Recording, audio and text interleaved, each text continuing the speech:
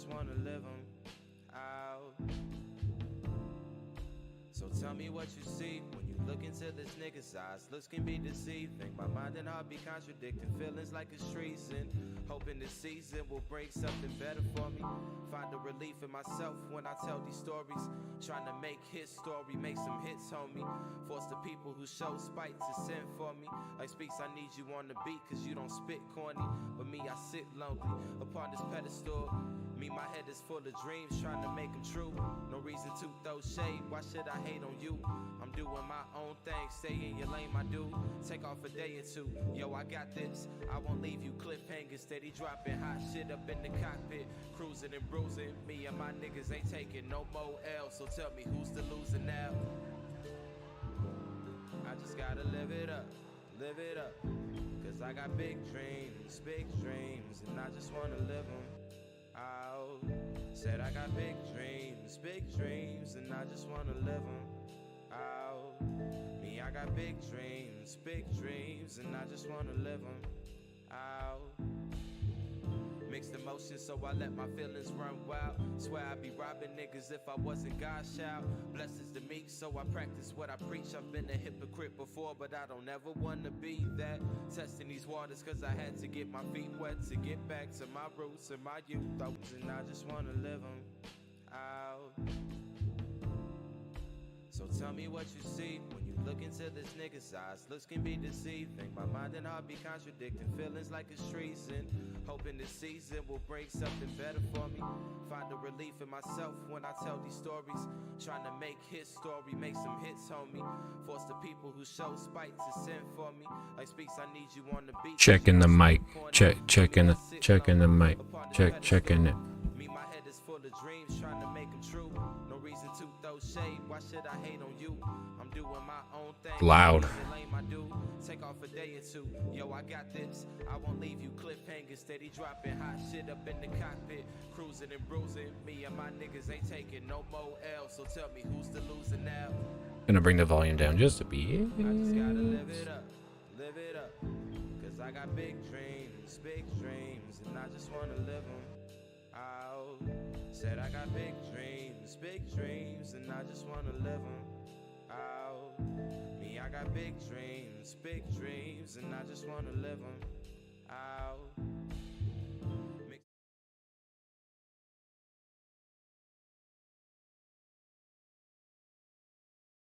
Hello. Hello. Hello. Hello. My name is Mr. Psyche, and welcome to the Mr. Psyche Show. Today I am attempting to do my first live show. The Mr. Psyche Show is somewhat of a live recorded interactive type of podcast where you can hang out with me, listen to my segments, and join the live discussion afterwards. Some minor technical stuff in the background while I get set up. And welcome. Mr. Psyche Show, we talk about everything video games, anime, and VTuber. This is my pilot show. This is my first one. I am both nervous and excited. Currently trying to get some things set up for the live viewers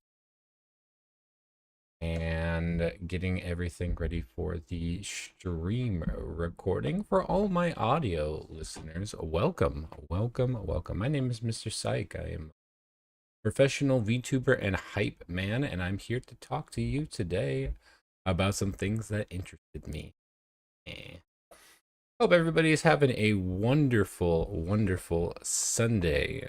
Happy time zone to anybody who is not an American, I guess, or in my time zone, but welcome in nonetheless. Hope everybody is having a great week. Grab your coffee, grab your favorite strain of choice. and let's talk about the news, or and whatever. It's pretty much just what the hell I wanted to talk about this week. I'm really excited. I think that everything for this show is going to work out pretty well. And I think that the way I have everything formatted here should make everything very interesting. Very interesting. The beauty of recording live. Anybody that joins me live will get to see all of the unedited nonsense as I try to make it through this fantastic little program. Audio listeners will just have to suffer and hopefully join me on Sundays at youtube.com/MrPsyke420. That's MrPsyke 420 on YouTube. So catch me on X, formerly known as Twitter, at PsycheMr. That's a, sorry, not a. The little at symbol is not a. At PSYKEMR. All right. This week in video games, the topic of the day is going to be Palworld. If this is your first time joining me on the Mr. Psyche Show, which it should be because this is the first one, the way that this show is set up is I will talk live about the topic of choice. We will go through this segment, and afterwards, I will go into a free-form let me try this one again. We'll go into a free-form live discussion where anybody that is currently hanging out in the YouTube chats and chime in and join the discussion. The free-form discussion will also be where I put a lot more of my opinions to be part of the free-form discussion and get more of my opinions and discussions on the topics. Make sure to either join me live, check out the live VODs, or check out the audio version. The audio version of the show will be made available probably about, I'm thinking, a week after I do the live. But these things are all being worked out as, again, like I said, this is the episode number 1. Alrighty, folks, if you haven't seen Palworld, we're talking about Palworld. Palworld. Listen, Palworld is one of those ones that shows up and just completely puts a gigantic exclamation point on the video game industry as a whole. The discussions around Palworld are varied and many. The big player numbers was kind of the discussion at the front end of everything, but things have seemed to level off a little bit throughout the week. So the thing I want to talk about is do the player numbers going back down and leveling off to what seems like a more normal concurrent player base, is that gonna be a big thing, and what does the future of the game look like? I hope everybody is having a good day, and you're gonna have to just bear with me as since this is episode 1, I'm trying out some things, so we're just gonna see how all of these things land, and I'm gonna do my best for everybody involved. The the biggest thing that I'm trying to do here is attempt to make it so if you're hanging out and listening to the audio version of my show, then you will be entertained. And that you're not really losing out on anything. But I also want to make a fun experience for those that have decided to join me live. Welcome. All right, Palworld, guys. This week, Palworld's numbers have finally started leveling out after a first big week. So then the question becomes, what's going to happen for the game going forward? First off, based off of just the outright success and buzz of the game and how much money the game has made, it's pretty safe to say that they are doing pretty good. It's been nothing short of a success. Now, the game is currently in early access. Early access, for any of the layman's out there who do not know, my poor normies, I love you, and I hope that you accept this little afroed weirdo. But for my normies out there, early access means that the game is out, but it's not technically out. Let me explain that a little more. So some people will, or I guess not people, but some producers or publishers will put games in early access so they essentially can get a trial period for the game outside of their normal playtesting.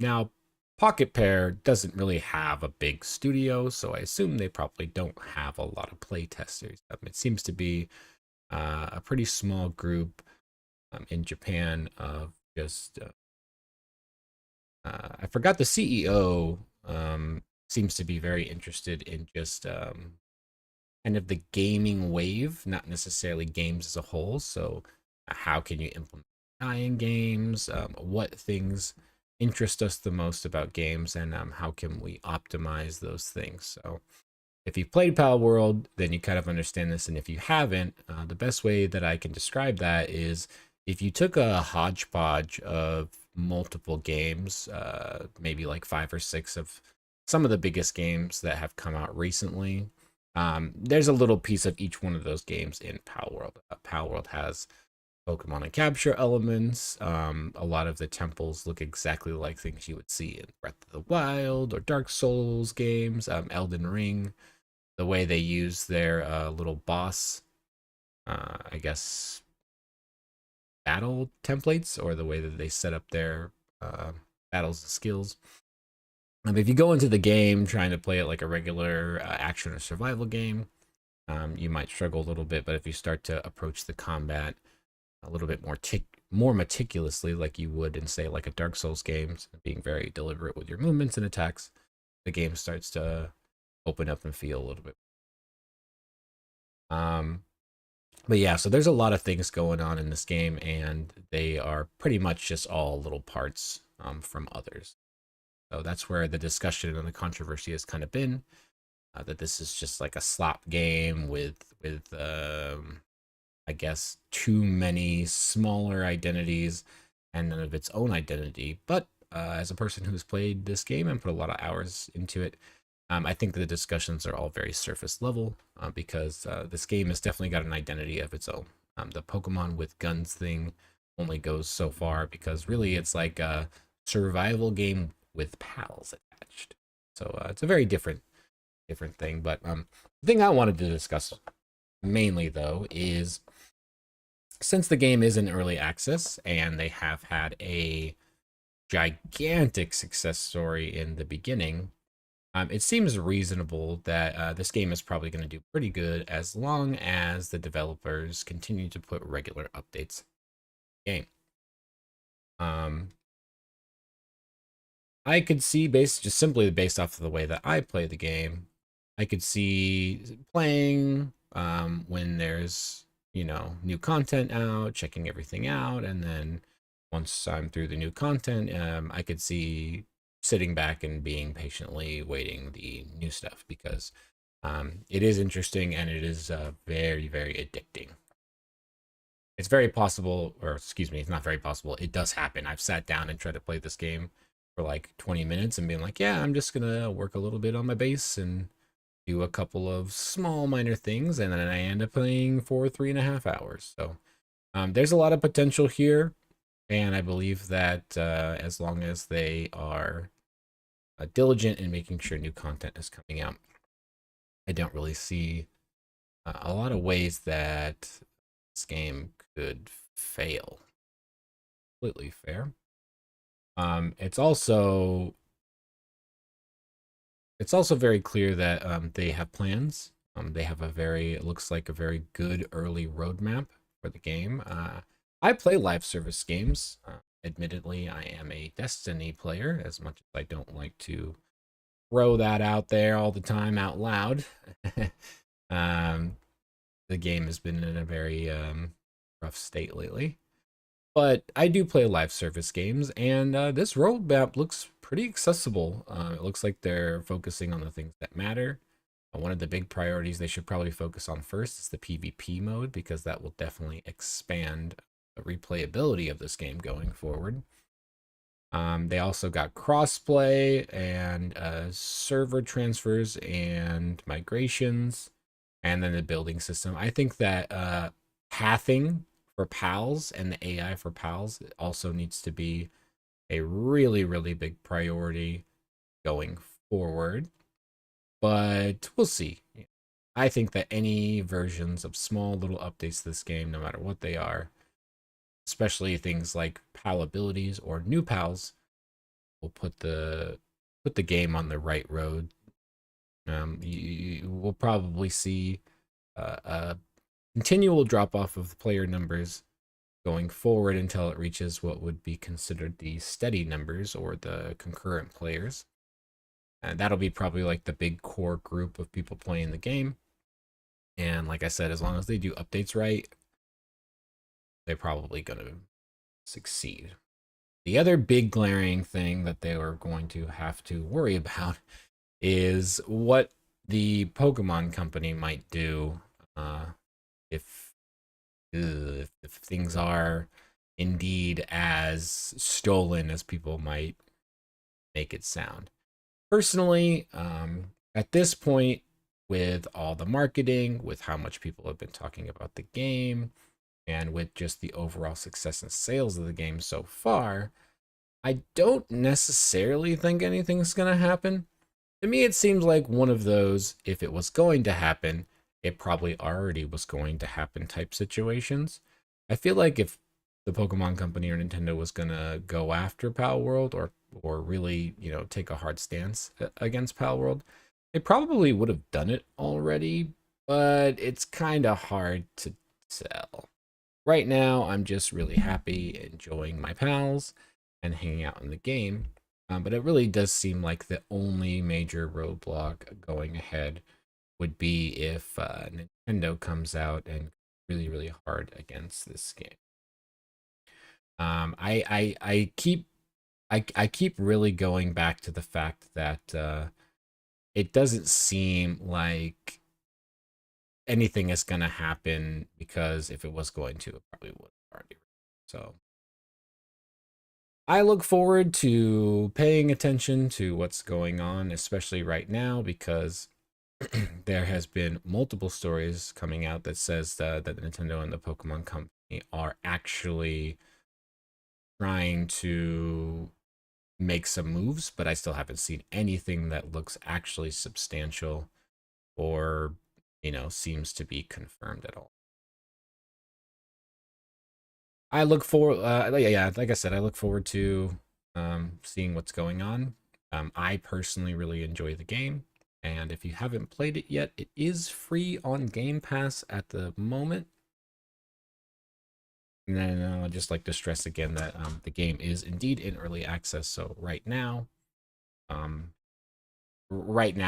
it's just not going to work the way it is supposed to. There's going to be glitches, there's going to be bugs, but these things will be fixed over time. Also, speaking on the early access thing, playing early access games and playing early release games, I will say that this game seems to be in a pretty good state out of the gate, which is kind of rare for early access game.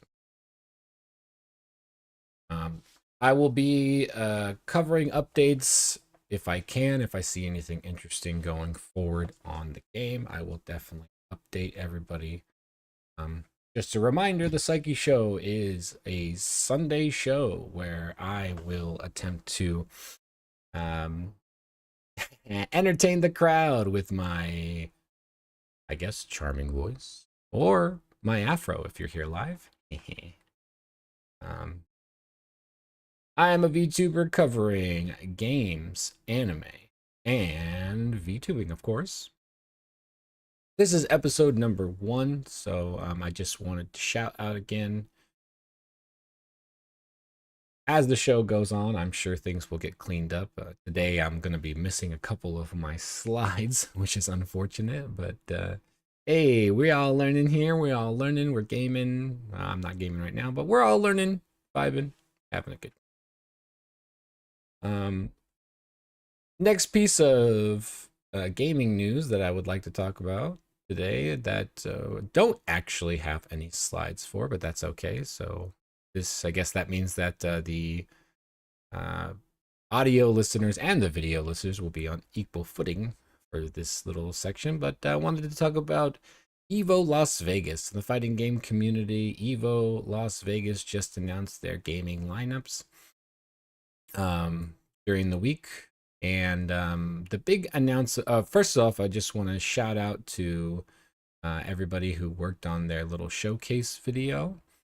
They're being sponsored by Chipotle again this year, and it looks like they spared, well, maybe not no expense, but they definitely put a little effort into the fun and the fun and just the vibe. They captured the vibe really good of the FGC and the tournaments and the kind of things that you see when you go hang out at the Evo. Evo has come a long way from its humble origins, basically in college auditoriums for the most part. Geez, but we're now, years from those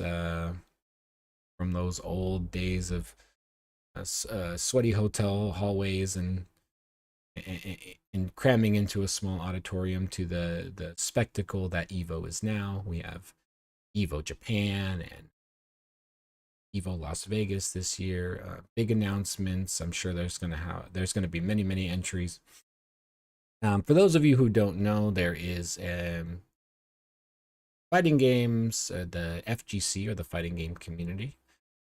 Their scenes usually consist of tournaments where there will be locally run tournaments. So, state or city, they run a small tournament.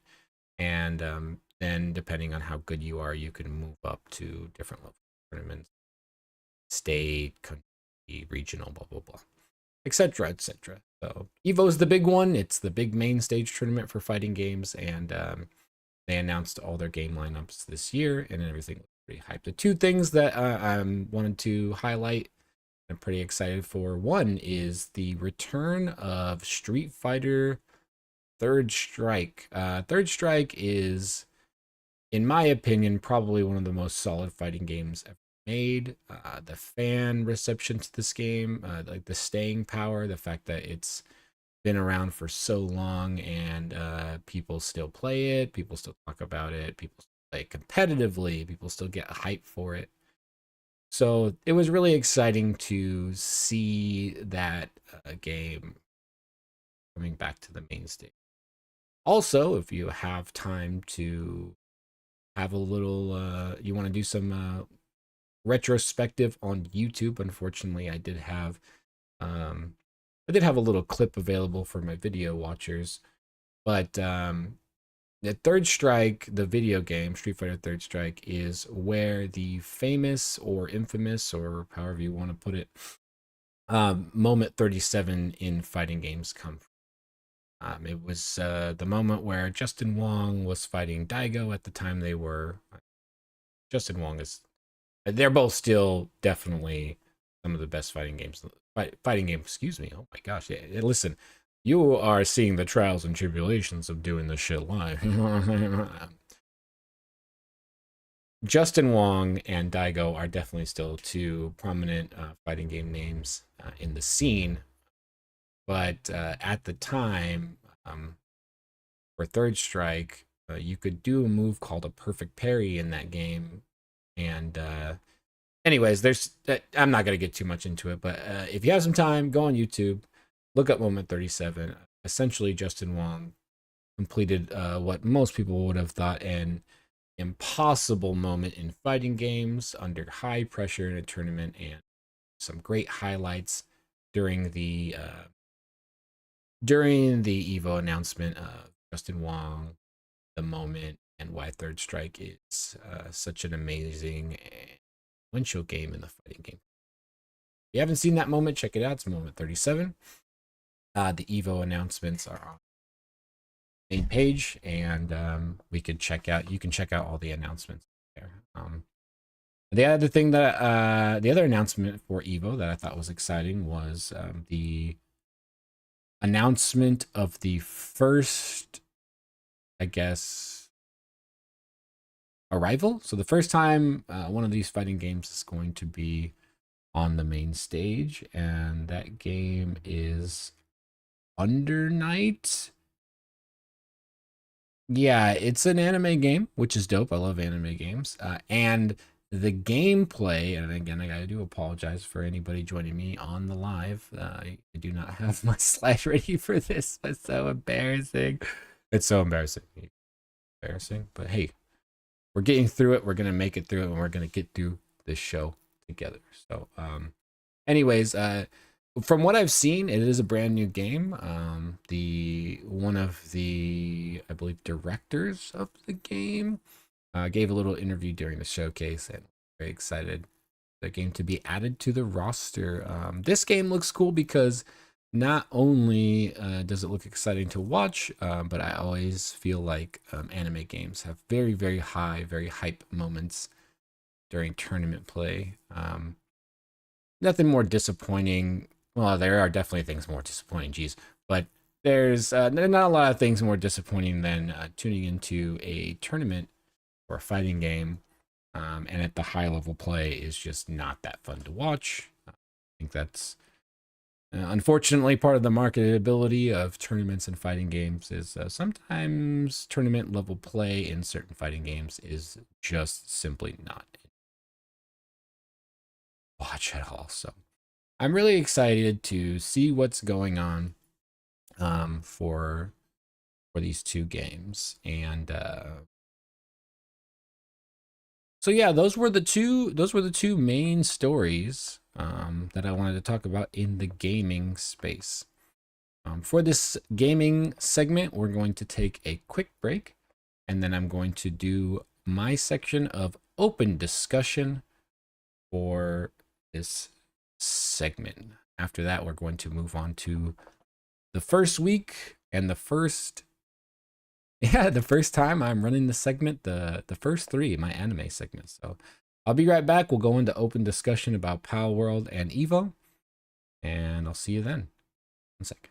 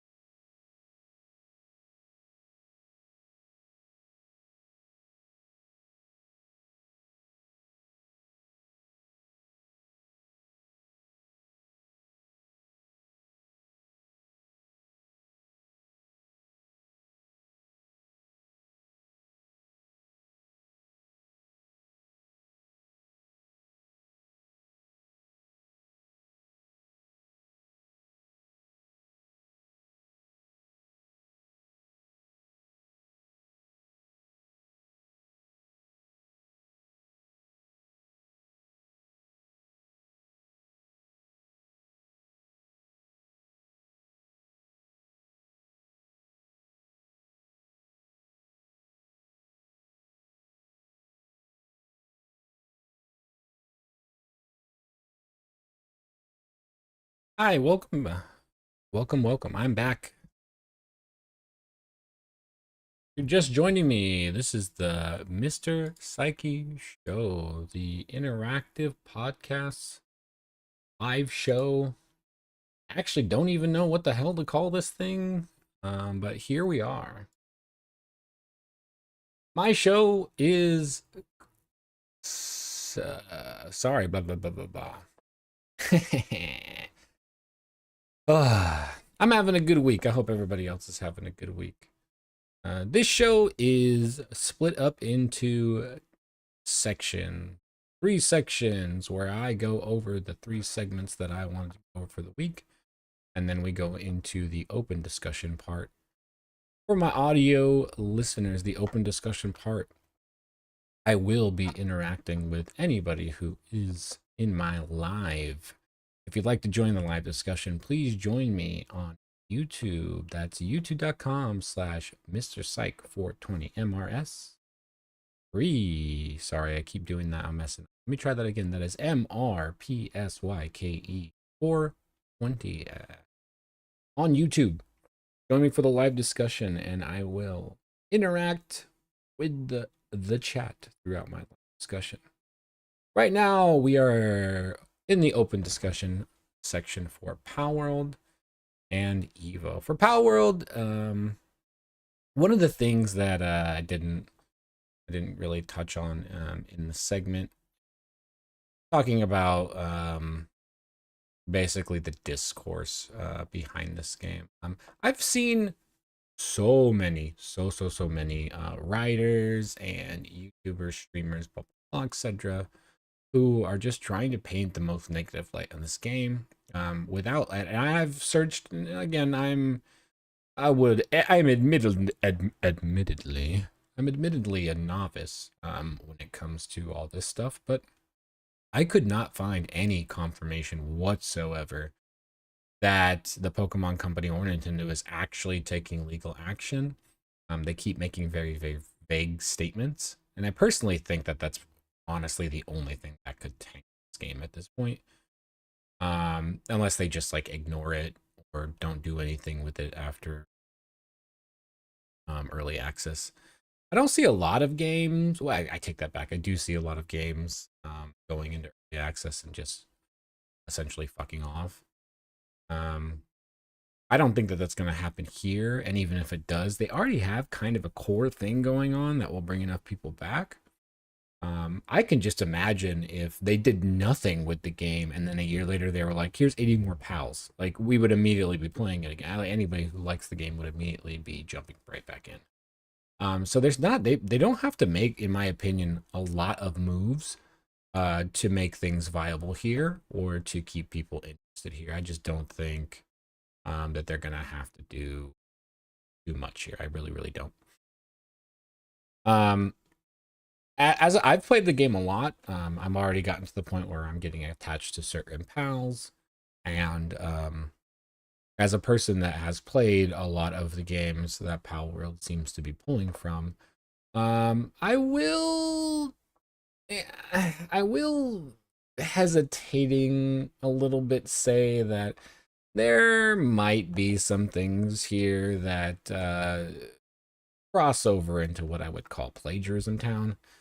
But for the most part, it seems like at least they made a semi-decent attempt to make sure that a lot of the PAL creatures were unique.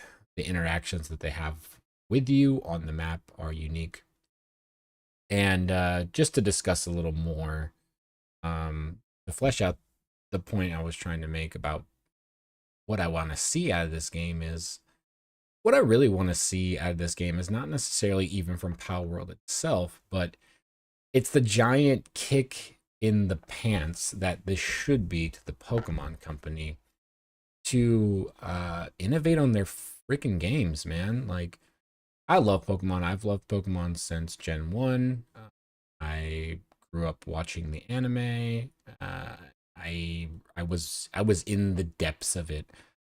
I wouldn't consider myself as diehard of a Pokemon fan now. I don't really know. I wouldn't be able to name you a lot of the Pokemon in the newer generations or tell you what's going on in those aspects, but I can tell you that the games have been essentially the same game for the last, like, I don't even know how long, at least the last 4 generations that I tried to play. Which is a little unfortunate because there's so much potential there. I think that sometimes the Nintendo and the Pokemon companies need to focus all their games to only a younger audience. Really makes it so that they're kind of held back in their regards. They can't really innovate in ways that would make people reattach to the game the way I think that they want. I mean, you can look at the player numbers of Palworld right there. Like, if they had any type, if Pokemon had the same type of game, or even anything semi-similar coming out where you could like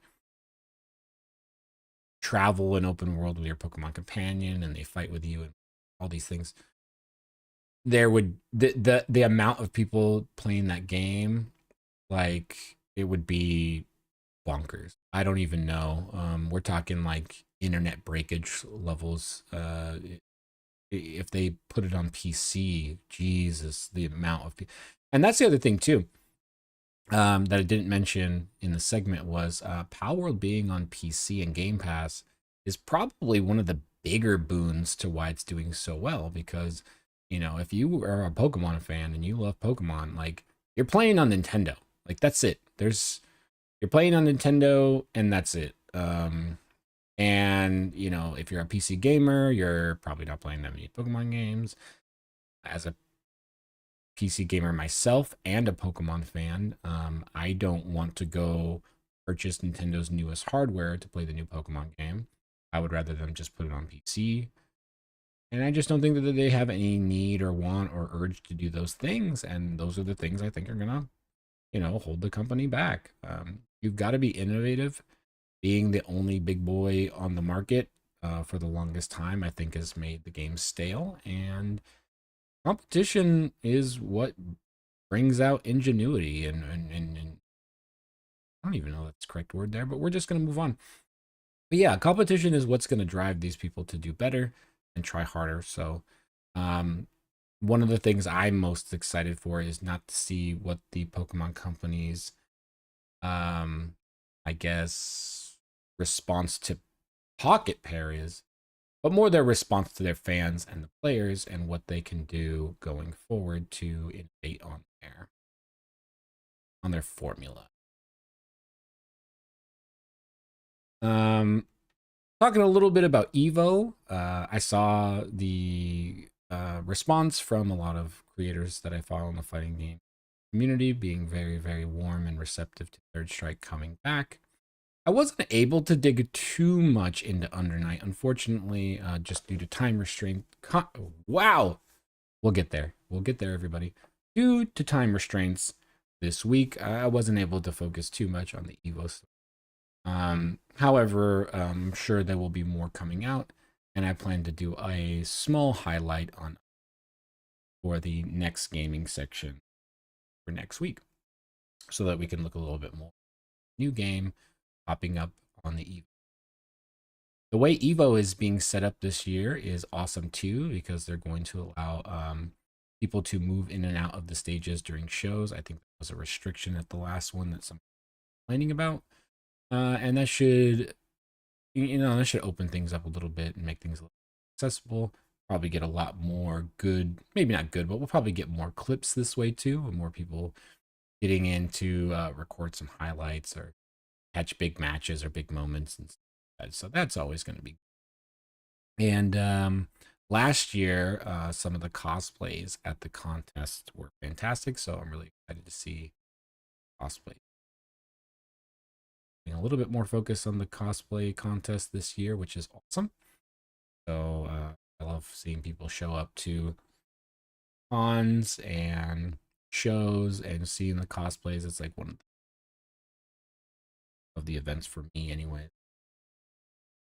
Anytime you get a bunch of nerds in a room to show off their artistic talent, then I'm all for that. I'm all for that. 110%. Alrighty, folks. I'm gonna click off for a quick break time, very, very fast, and then we're going to move into the anime segment of the show. We're going to be talking about solo leveling. Join me for that in just a moment. Be right back. Thank you.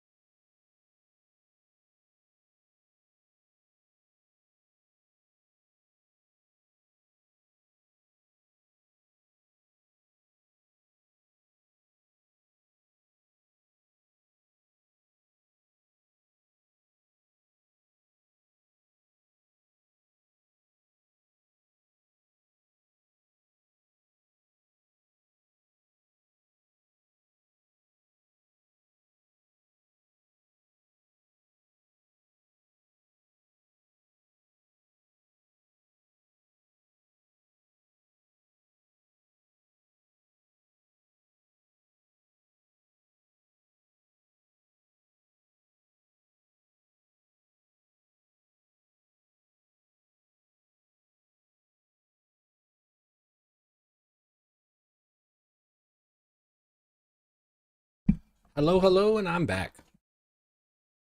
My name is Mr. Psyche, and you are watching or listening to the Mr. Psyche Show, the show where this little VTuber with the beautiful afro tries to talk to you, the lovely fans out there. Just kidding. You're not my fans yet. But about video games, VTubing, and anime. On this episode 1 of the Mr. Psyche Show, we're going to be moving into the anime segment, which I am dubbing the first 3. The anime show where I... Listen, everybody, this is episode 1, and if you're listening to the audio version of this, 1, I really appreciate you, and 2, I am so sorry. But I'll get there. Right? Episode 1, we're building, we're growing, we're learning, we're loving, we're smoking a lot. Speaking of which, this episode is brought to you by the strain Cactus Chiller, which I am going to enjoy right now. Everybody out there in Psyche land who is also a smoker would like to encourage you to join me for my morning sesh. Disclaimer for everybody watching or listening to my show: I live in a marijuana legal state. I am an advocate of mindful smoking. That is, I use marijuana to help me with my anxiety, and I also use it casually here and there to enjoy my experiences with meditation, calming, and mindfulness. I do not condone the overabundant use.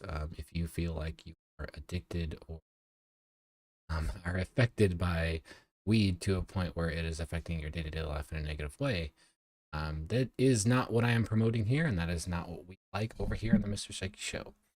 Use your tree mindfully. Smoke for peace. Smoke for love. All right, that being said, we're going to move into the anime segment of the show, where I'm going to talk about solo leveling, and I'm actually excited about this one, so give me just a moment to gear up, and we'll move right. Remember any of my stuff here, guys.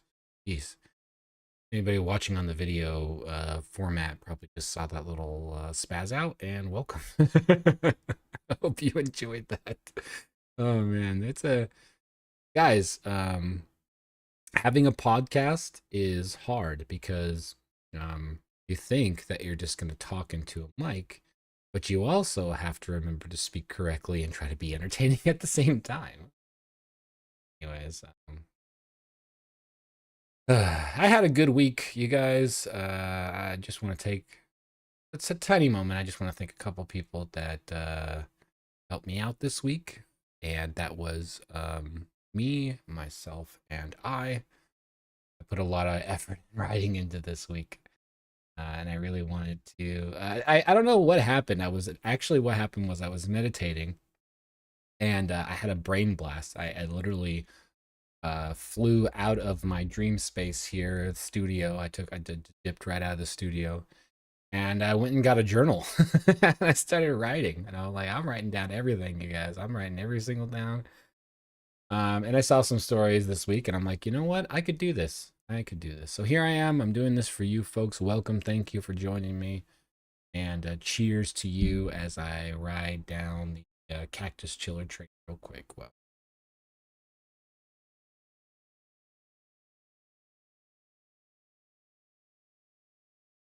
yeah, that's good stuff. All right, like I was saying, welcome to the anime section, where we're going to be talking about solo leveling. The anime section of my show, I think the name is a work in progress, but right now I'm going with the first 3. The first 3 is where this humble VTuber talks to you about the first 3 episodes of an anime from this season being the spring season. For anybody still trying to hold on to winter, you Freaking weirdos. Excuse me. It's the spring season, and I wanted to look at some anime. This is also my excuse to myself to try to watch more anime episodes, and I'm just using the excuse of talking to fans and having a really, really fun show to watch more anime. That's my excuse. I'm just doing it to watch more anime, you guys. You caught me. You caught me in my tricksiness. Just doing it to watch more anime. And for the first episode of the first 3, we're talking about Solo Leveling. I picked this one because it looked, this one I picked because it looked interesting to me for no other reason. And then right after I got done with my 4th episode, which is the spoiler alert to say that I went past the first 3, I immediately started seeing things on TikTok for clips. Let's talk about it. All right. So I'm getting there. Stick with me. Hang on. We're going down the lane. So welcome to the first 3 where I watch anime to try to shield myself from the crippling, burning sting of reality. And I talk about the first 3 episodes so you can decide to do what you will with your precious. Disclaimer and minor spoilers. Wow, let me try this again. We're going to get there, everybody. I promise. This is episode 1. Episode 1. I'm so proud of myself, but I'm also scared, terrified, and I think that we're going places. Anyways, 2 disclaimers before we begin this section of my show. The first one is that I am an anime watcher only. I used to watch manga, but I do not. I used to watch manga. I don't know why, but I just imagined like the Harry Potter pictures, that move. I'm watching them. You know what I'm saying? The panels are like moving. Anyway. I used to be an avid manga reader, but I no longer have the time. Between being an absolute video game addict, watching VTubers, working, and trying to figure out how I do all of those things and not go absolutely insane, I no longer have the time to both consume the manga and watch the anime. I also like watching the shows, having the open discussions about the shows, and following along as they go, instead of knowing all the things ahead of time or getting myself worked up about the story or getting mad when they mess up my favorite characters. So now I just watch anime. So I'm an anime only enjoyer, and I kind of think that the first 3 is going to work very well for people who tend to only watch anime. However, it will probably be a good jumping off point for casuals, as well as those who might actually read the manga. Excuse me for just 1 second. I'm throwing things. Okay. All right, so we're going to talk about solo leveling.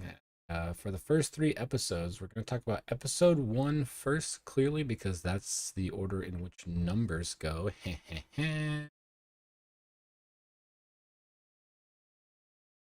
Now, episode 1 does a really, really good job setting up the rules of the show.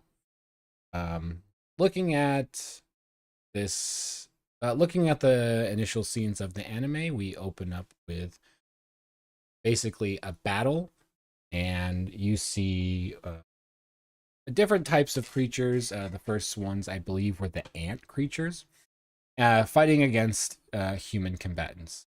As the exposition of the beginning of the episode goes, they do a really good job keeping it as like discussions between characters, like, oh, here come the hunters. Oh, here are the warriors. These are creatures, monsters. So essentially, we're set up in a scene with hunters, or the members of the guild. There's going to be a running theme of gaming terms, MMO terms, and things like that, as going into the very first episode. episode, I had a lot of Sword Art Online vibes, where it feels like you are in a video game-ish world where there are video game-ish rules, and you are essentially in that realm. So the battle begins, and it's very clear. They do a very good job showing the power dynamic up front, because you see low-level fighters getting basically tapped away by ants. And they also do a very good job showing the creatures, the creature's power, and the difference between the creature's power and the humans. Humans are clearly we are on the side of the defenders here. The creatures have the upper hand, and it seems like in this universe of solo leveling, pretty much I believe takes place in Tokyo, the monsters are a threat, and they do a very good job setting up the stakes early by showing pretty graphic battles where low-level fighters are basically you get the setup of the gates and I think for all of my viewers, I see this is why you should be a live viewer, because live viewers just got a spoiler to my segment, and everybody listening on audio probably thinks I am dumb. So you get words like guildmaster, hunters, and magic beasts get thrown around a lot, and the premise of the point seems to be that there are these gates that appear in the real world, and if left unattended to, the gates will pull beasts or other magical things into the real world. Things like monsters. They use terms like, I believe it was coins, and there's let me check my notes. There's things like coins, mana crystals, essence. These things drop from enemies, and they also talk about the way that companies might want to. Episode 1, they're doing a really good job kind of opening up the questions of what are monsters, what are guilds, what are hunters, so on and so forth. And at this point in my viewing, I'm a little intrigued. Now, I will say that I have a unfortunate sting of I didn't really vibe with Sword Art Online. I see another one that I watched that had a lot of like video game integrations and ideas of like how a gaming world interact with the real world, was .hack, and so things like that. So I have a little bit of a worry when things like this come out, because I don't know if it's just going to be like, here's another boring story of like old leaders and the hunters. A little skeptical, but they're setting up their questions well. So going into the second half of that's like the main intro. So going into the next part of the episode, we're introduced to the main character, Jungwoo. And right off the bat, they're pretty much introducing these characters that are teaming up to go on a raid. So they're guild members going on a raid. So we're getting a lot of, again, more gaming lingo, stuff like that. And apparently there are ranks. There's S rank is the highest, and then it goes A through E, being the rank. And we're introduced to the character, who is an E rank, who is literally introduced as the weakest hunter ever. The jokes around the guild is that he's an E rank that keeps going on missions over and over again. He doesn't do well in those missions. After the intro, there's basically like a time skip where we're in time, I believe, years. And they haven't really fleshed out what gates are, but you can tell between like some of the jokey conversations with guild members and things of that nature that there is basically like a commerce here or basically an integration between the worlds. So gates are affecting the real world, but since you can get things like mana crystals, and there's like this element of magic and equipment, they've figured out how to make that, part of their everyday lives. So citizens of Tokyo rely on these guys, which are hunters, to take on the monsters and beasts of the gate, join guilds. Those guild members use the spoils from the raids that they go on to, pay for their bills and do their day-to-day stuff. The basic thing about the main character that you know from the jump is he is the weakest one. Everybody knows this. He has a friend here that they introduce, female character who's a healer. She's a higher rank than him. And in this first episode, she kind of talks about how, like, oh my god, like, you got your ass whooped in the last dungeon again. You got hurt again. And it's very clear that he's not good. He's not great. So in this first spot, all of the guild members are like, hey, we're going on this mission. It's kind of not really explained in this episode, but I'll go ahead and talk about it here. They talk about it more too. But essentially, there's like guild numbers there has to be certain numbers per raid, and there's rules, right? So there are things that they have to have a certain number. Having a healer is a good thing, just like a team. If you were to take a team into a raid in a video game, you want to make sure it's balanced and you have your good team of healers. If I'm using Destiny terms, you want to make sure you got your well, and you want to make sure you got your DPS, and you want same thing here, same situations. It's pricking all the little it's pricking all the right I guess the right things are being triggered in my brain to make me kind of interested in this already as a gamer. But just from an anime standpoint, they're doing a pretty decent job setting up the question and making you semi halfway through when we get to the point where all of the guild members actually go to the mission they were going. Because this is supposed to be a low rank mission. They're just basically going on one of their easy strolls to check out a dungeon. And when they get to the dungeon seems to be a little off. Something seems off to everybody. So towards the end of the dungeon, once they feel like they've cleared most of it, and at this point, main pro tag here has already gotten himself into a mess against a like low level monster he wasn't supposed to be fighting, and his healer friend had to jump in, heal him after essentially wrecked by. So they've done a great job throughout the episode setting up that the main character is weak. Dungeons have a pretty, linear structure. A lot of these guild members are very used to how this works. Go in, fight the creatures, you clear the cave, get the loots, and you scooty scoot. And that's it. But in this dungeon, towards the end, they find a tunnel offshoot.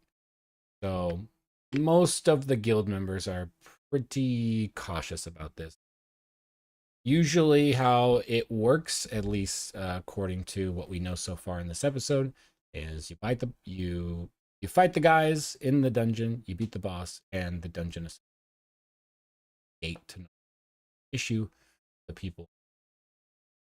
So this dungeon that they're in appears to be essentially cleared at this point, but they find this hall. It's like a secret tunnel.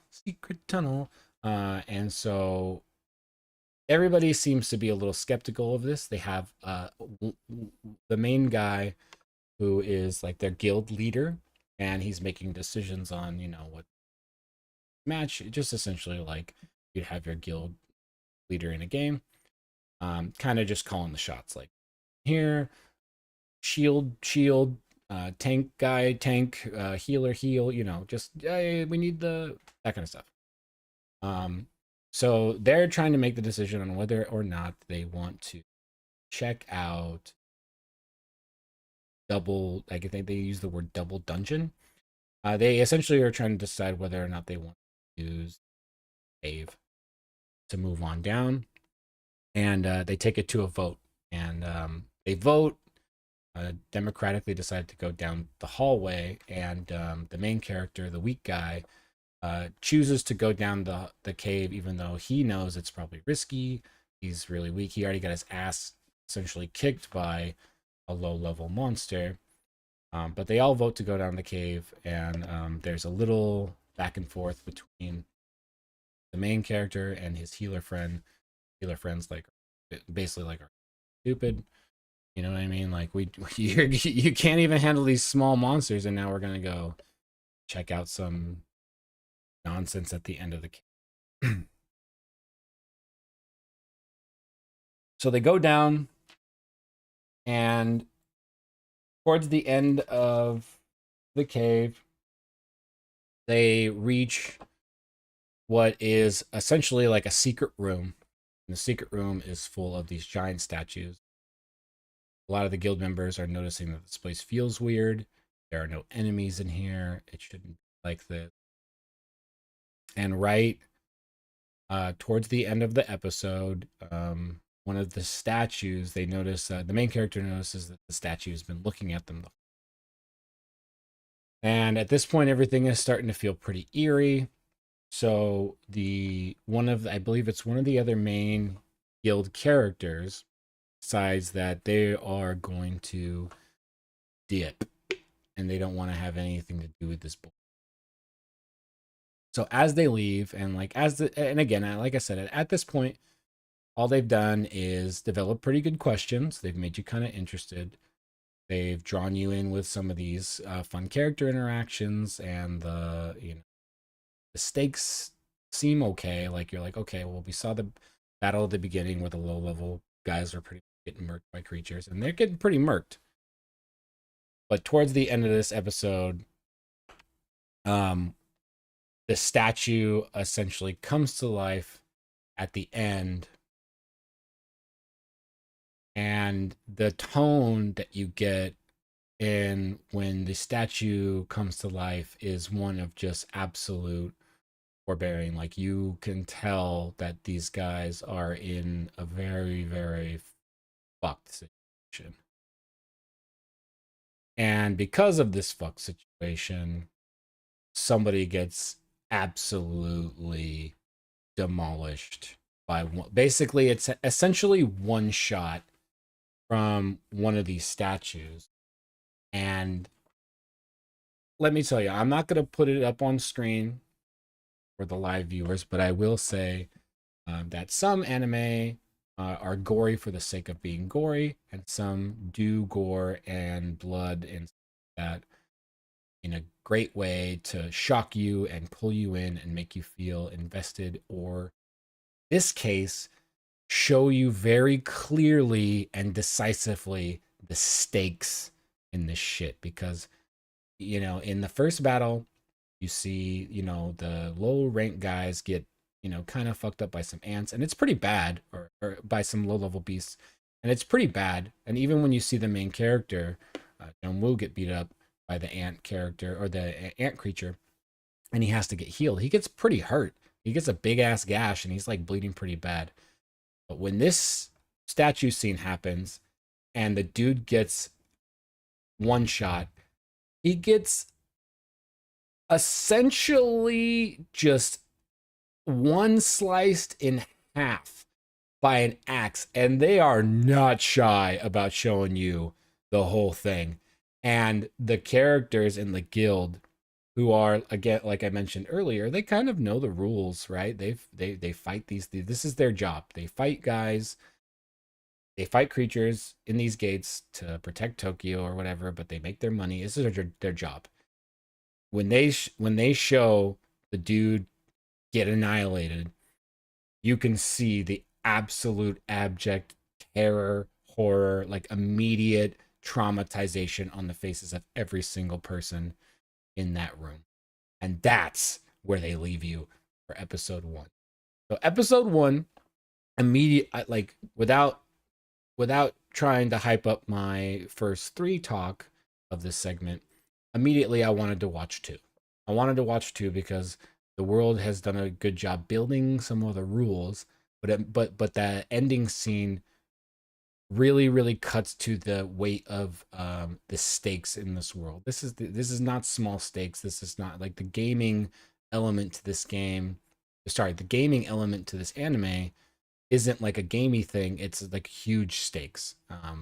People will get killed, and not only that, these guys are demonstrably outclassed. So I wanted to see what was going on in 2.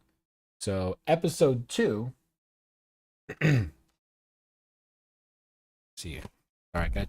Checking my notes. Episode 1. There's going to be a lot of note checking by episode 1 of the Psyche show, not the anime. Episode 1 of the Psyche show, you guys. There's going to be a lot of touch and go here. Checking notes, doing my best, but I'm learning and developing, and we will have a concise and wonderful show by the end of it. Okay. So, episode 2 was If I Had One More Chance. And in this episode, we're already coming in with stakes high. At this point, we have one character that's obliterated, and now the main character is starting to piece together. Now, remember, he's gone on a lot of adventures. He's not a good fighter, and he's not the greatest hunter. He's the weakest hunter. The mentions of all the characters around him, it will get mentioned more times, and they keep bringing that up. It'll become more of a stronger theme as we get past episode 2.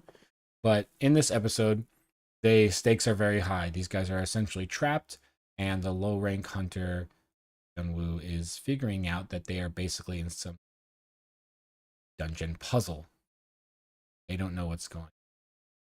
The dungeon puzzle essentially is 3 parts, where they read the statue, and I'm not going to get the quotes exactly right, but that's okay because I'd rather people watch the episode. Point of the first 3, so you can get an idea of what this show is about, if this show might be for you, and do you want to use your time? Yeah, we can't grab all the media in the world. We can't watch it all, so maybe my little segment will help you decide.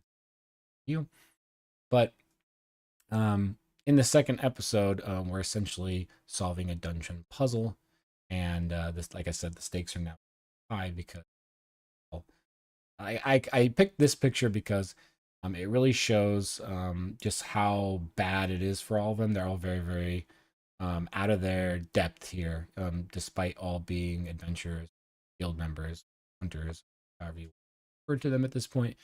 Despite that, they're all struggling right here to understand what's going on. Jung-woo has deciphered the message that they read from the statues, which is basically you have to show faith, show devotion, and then show praise, show faith, and show devotion. Something along those lines to the deities or whatever. They don't know what it is. To them, it's just a boss in a dungeon. Essentially, in this episode, and I'm gonna keep it kind of vague because I think this one is a good one to watch and enjoy yourself. But they're trying to solve this dungeon puzzle, and in every turn, they are basically figuring out a portion of it. So one portion I will talk about is they figure out that they have to move towards certain statues and stand next to them to keep the other statues from moving in on them or killing them. But in every turn, part of the puzzle starts to be revealed, but another part of the huge trade-off is that the people that either didn't figure out the puzzle, or the people that didn't participate in figuring out the puzzle, or even some people for seemingly no reason, just get absolutely destroyed. And the deaths are brutal here, and every time something happens, characters that are still trying to figure out the puzzle are clearly getting closer and snapping mentally and what's going on. Part of it, they're starting to not care, don't want to work as a team anymore. There are stages of this puzzle, and I'm gonna continue to keep the second episode section a little light on details, but they are both succeeding and failing at solving this puzzle at the same time. Every time Junwoo, the main character, figures out another one of the hints from just what seems like years of being terrified and weak and running away all the time, have caused him to have some deep survival instincts, and he keeps figuring out how to keep them from getting killed, but it's never all of them. Big sacrifices and stuff as they get closer and closer at the puzzle. As they get to the last part of the puzzle, now during these sections where they're trying to figure out, the show is also doing small flashes to other characters outside of the main story that are talking about dungeons and alluding to other characters who are hunters, but nothing really big is being given out, and I think that's probably intentional and good because they're leaving tiny breadcrumbs as most shows do, but it's not too much reveal. The cutaways are not the exposition trying to pull you in. It's just trying to remind you that there's like little tiny things still going on, but the main thing that's pulling you in is what the fuck is going on in this room? Why are these guys just getting destroyed the way they are? This experience is supposed to be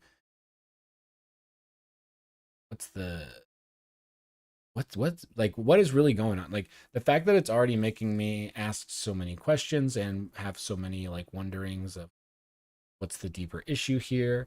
The hell are the gods? They do a really, really, really good job showing the gods in a light that is, or the statues. We actually don't know if they're gods. They just passing that way. But the statues, when they shoot to scenes of the statues attacking or looking at the combatants or moving, they're menacing. They have terrifying, almost horrific, even like dystopian, like just it induces a feeling of terror. It's very horror-esque, and those are the whenever they show the statues, it's not like one of strength. It's not like, oh, look at that, like that being is showing off like how powerful it is. It looks like menacingly overpowered. It's like, no, this thing is to be feared. It is they almost look like they want to devour your soul. It's like they do a very good job making it like these things are tremendously terrifying, not just like powerful. So as the puzzle solving goes on, they essentially move down to a point where most of the guild members have either snapped or died, and they want to either they either give up trying to solve the puzzle and just run, and that usually ends badly for them, or they are slowly like pointing fingers, blaming, or it's a good scene. And this is when I don't want to do too much detail in, because you decide the show's for you. You will this episode in particular. This one is going to be the one I think if any of the 3 episodes make you want invested or this one.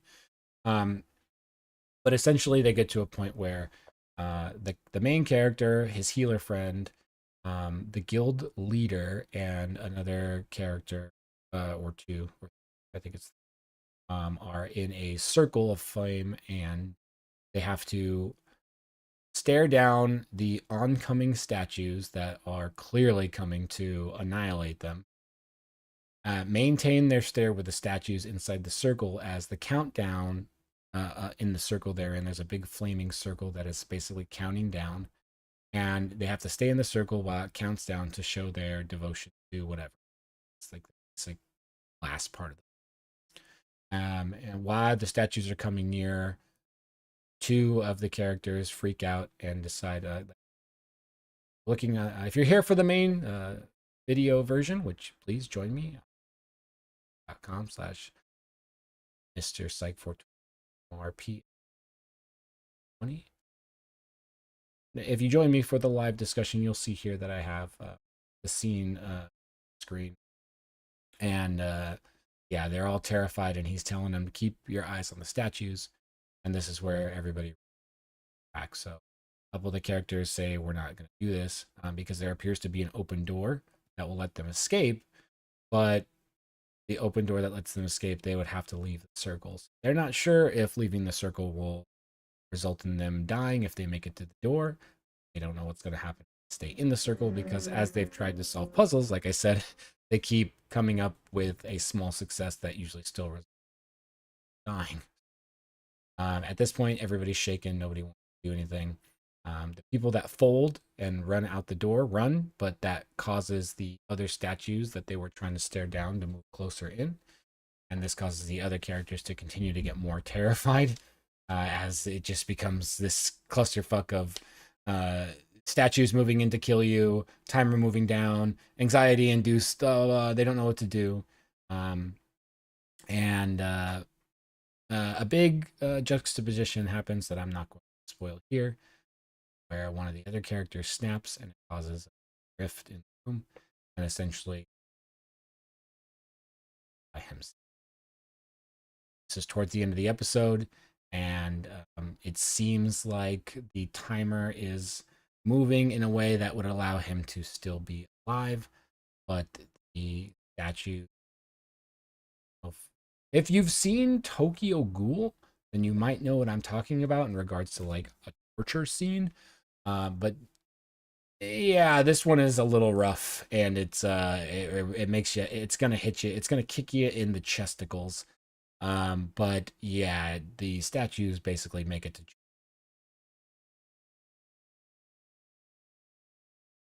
And it's pretty gruesome, and there's a lot of inner monologue of, you know, his characters bitter turmoil of being the weak one, why this is always happening to him, the struggle of what happened with him and his now. Then the very last moment, as you see the last flame go out, kind of indicating that maybe he made it through the timer, left with a scene of a small panel that looks very much cybernetic or electronic, or however you want to put it. Very, very, very video gamey, you know, very artificial. Pops up and it says, your heart will stop in 0.02 seconds. If you choose not to accept, will you accept? And it's a message screen saying yes or no in regards to accept his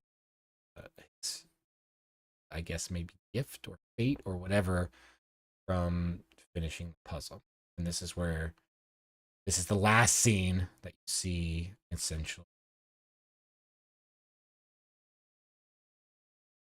Whew, it's good.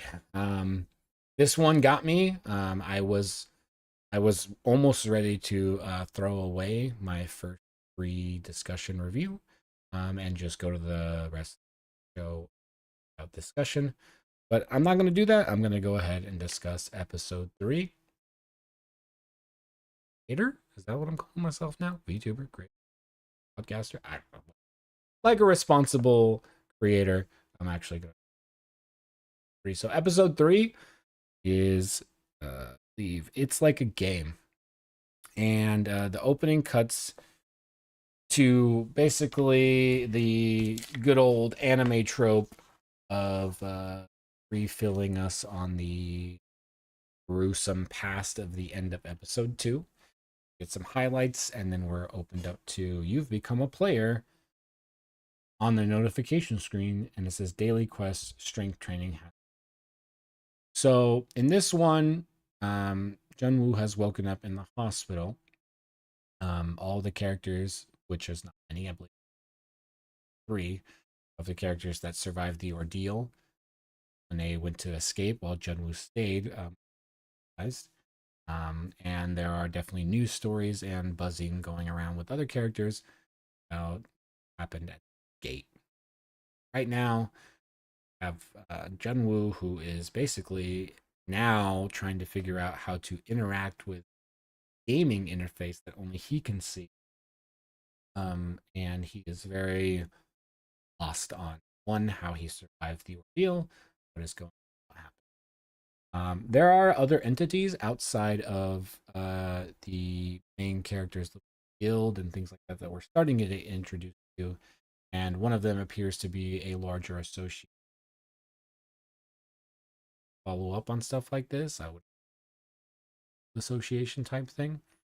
I'm tending not to be too detailed on like names and stuff like that in the first three sections, is because these are all just discussions to try to see if you might be in to watch these yourself. Anyways, this association essentially sends two agents to come talk to Junwoo in the hospital, and they're very confused about how he would be survivors of this, being such a fighter. Because the main character, Junwoo, doesn't understand either. There's some back and forth works, but something gets brought up called a second awakening, where sometimes, and so this is where they kind of start to flesh out the underlying details of the universe. But there's essentially when a guild member gains any type of like magic or skill from doing dungeons, that becomes their skill or whatever. Like, so essentially, if you go to dungeons and you become a hunter, and your hunting skill is like being the tank or being the fighter or whatever, that essentially becomes your like role from then. You don't really develop new skills there, at least according to magic of.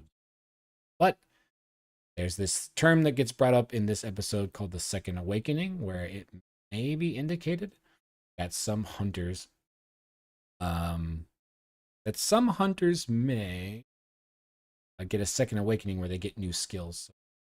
In this case, Junwoo, the weak hunter, may have gotten an awakening and might be strong now.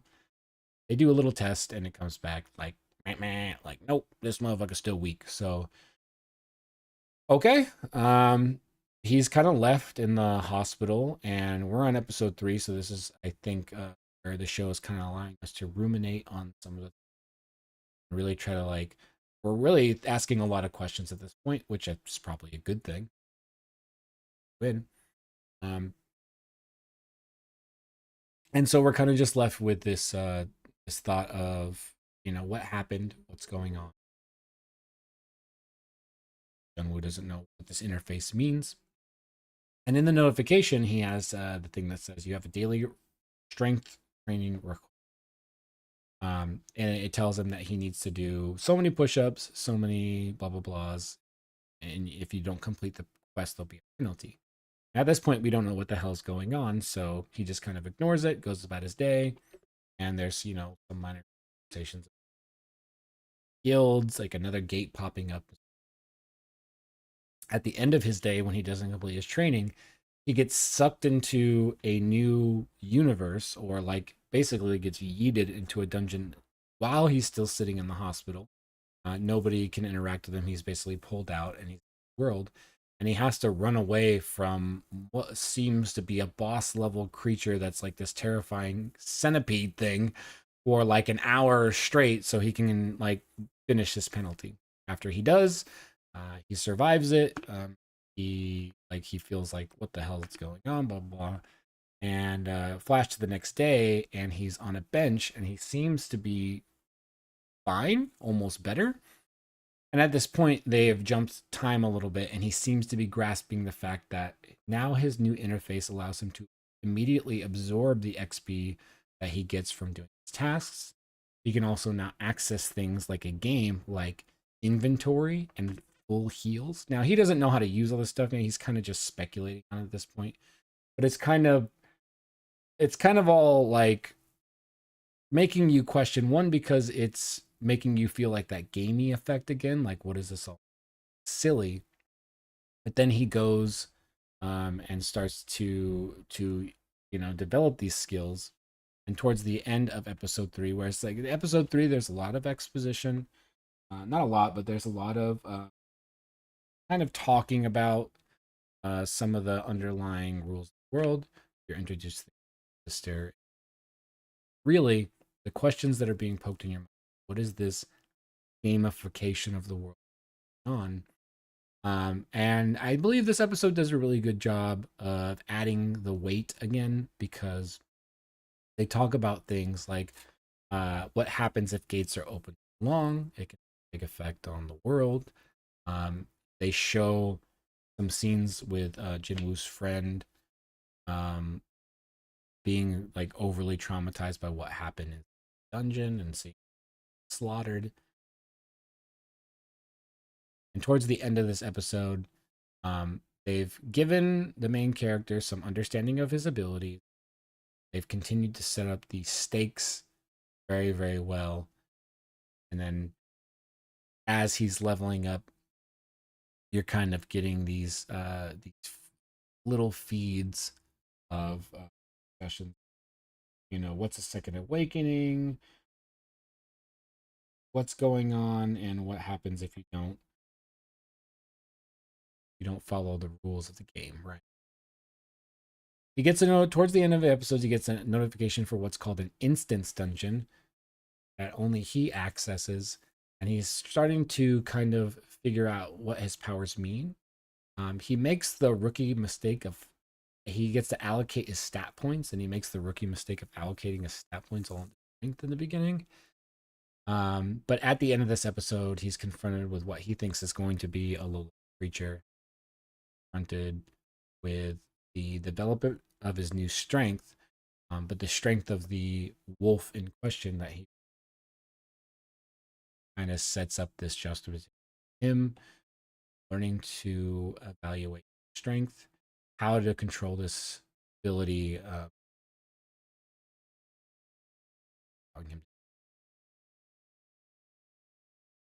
The big things in this episode that I really like are the imageries that they show of him getting flashbacks and like almost like anxiety induced like panic attacks whenever he thinks about statues and went through, and developing this underlying narrative of what's going on. They also do a couple little flashes to some characters in other guilds that may have already like mastered what it means to be a guild member. They're very powerful, assert that power in the world. But the connection with whatever's going on with his weird notification interface, things of that sort, are not explained, and they're definitely on by the end of this episode. I think all in all, these first 3 episodes do a fantastic job, introduce a lot of questions that would make episodes, and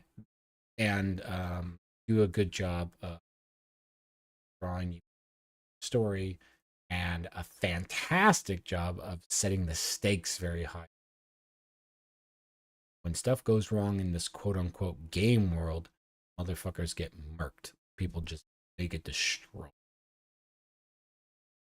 So on a story scale and on a on a story level, I would say that these 3 episodes do a very good job. You want to watch more episodes. I'm still not sure exactly how I'm going to review after my first 3, but I will end this one by saying I would recommend this for you to watch for a spring anime. I highly recommend. And if it's something that if you're looking for something to do with your time during the spring and you don't know which anime to watch, this one would probably be a good one to take a look at. Story, and that's story wise. And on another aspect, anime wise, the animation in this anime is very clean. Fight scenes are fantastic. I can't stress that enough. If you're a little squeamish, it is gory, but I will say that the gore and the blood in this anime is mostly not set up to, it's not like just for shock value. It's to show, it's really does a good job to show what the weight of the situation. You mess up against this low level wolf, you're getting your face ripped off. So so that when you do see, like during the episodes, when you do see bigger creatures, even though they might not even fight with the other character, you get a very clear sense that like it doesn't matter if this thing, it's to one of these characters, they're toast. They're donezo. They're gone. It's over, and and you're done. That's it. That's all she wrote. I and what on that same note of like anime things to talk about versus like the story. When I first heard the opening theme, I wasn't really vibing with it. But by episode 3, with the visuals and the visual storytelling, because anime. But I feel like anime intros, when they do a good job, will show you tidbits of what's going on in the story that only add up after you've seen it in the story and not just actually spoil a story for you. Sometimes they do. That's not unfortunate, but sometimes they just do a good job being like, oh, as you see the episode, you're like, oh, okay, that's what's going on. That's why that's in the end. Oh, okay, that does a good job. So by episode 3, the vibe of the visuals and the song really added up for episode 2. The intro wasn't vibing with by episode 3. Would I say watch this one?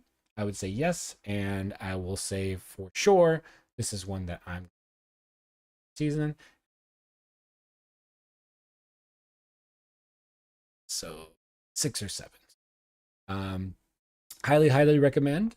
If you have any suggestions for the next spotlight on take 3 or first 3, or I don't know. I think the first 3 is where I'm sitting now, but we'll see. We'll see what it will.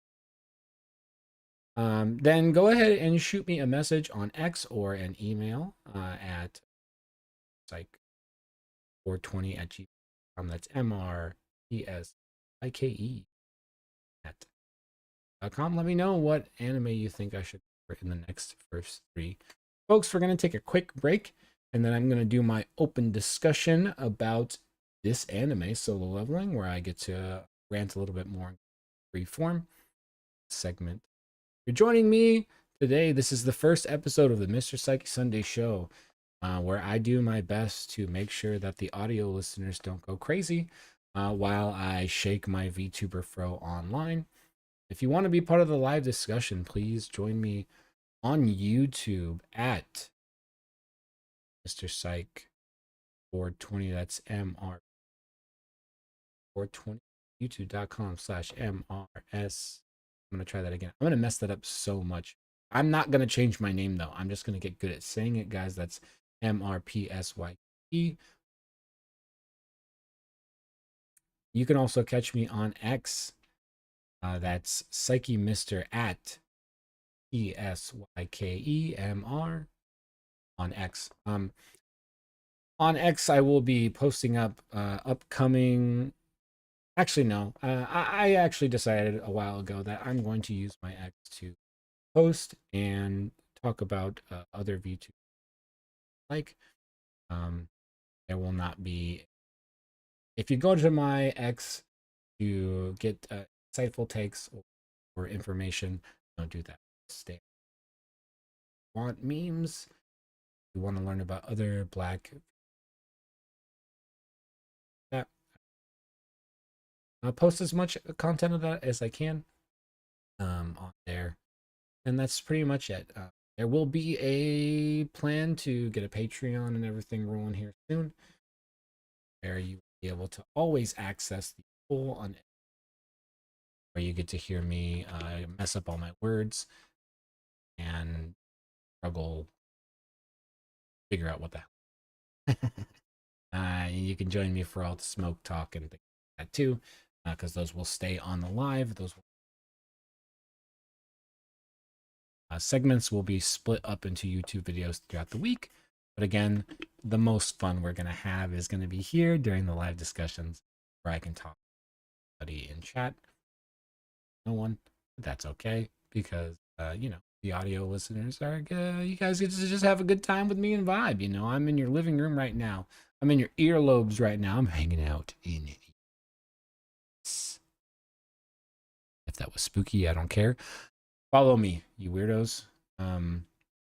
Anyways, I'm going to take a very, very short break, and then we're going to get into the open discussion for my solo leveling segment, and then we're going to move to the section. Thank you for joining me on this wonderful Sunday now afternoon in my time zone, and I'll see you very shortly. Hang out, have fun. See you.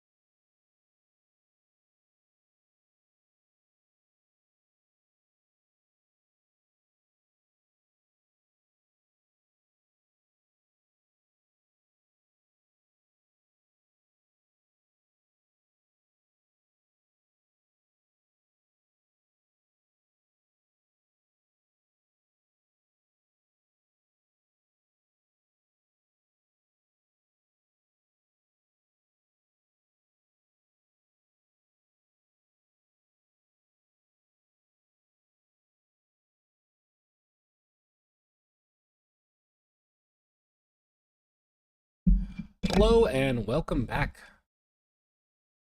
to myself. I'm back.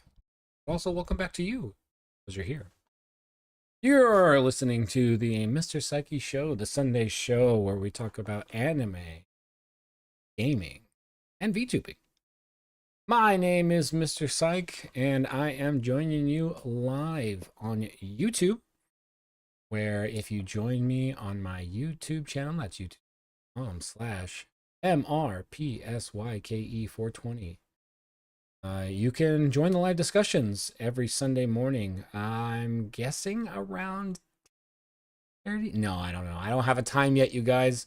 I don't have a time yet, but I am working on it. I'm thinking it's going to be 11 Mountain Time.